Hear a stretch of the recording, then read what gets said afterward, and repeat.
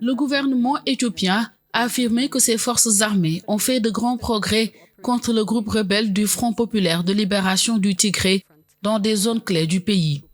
La porte-parole, Bilen Seyoum, a ajouté que le gouvernement est cependant toujours en faveur d'une solution pacifique à ce conflit.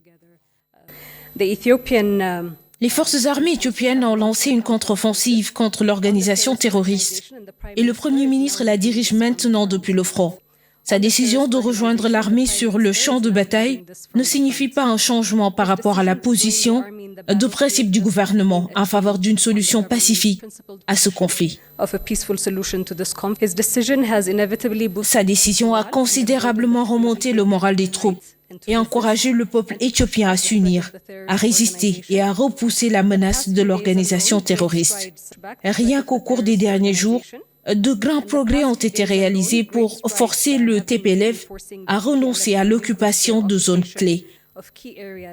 Le Premier ministre éthiopien Abiy Ahmed a exhorté mardi les rebelles du Tigré à se rendre, affirmant que les forces gouvernementales se rapprochaient de la victoire, une semaine après s'être engagées à diriger les opérations militaires sur le front.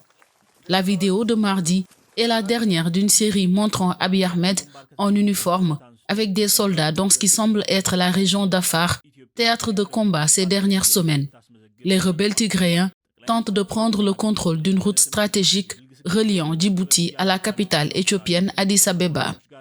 Dimanche dernier, les médias d'État ont affirmé que l'armée contrôlait la ville Afar de Chifra, située dans les basses terres, et Abiy Ahmed a déclaré mardi que ses succès allaient se reproduire sur le front ouest, dans la région d'Amara.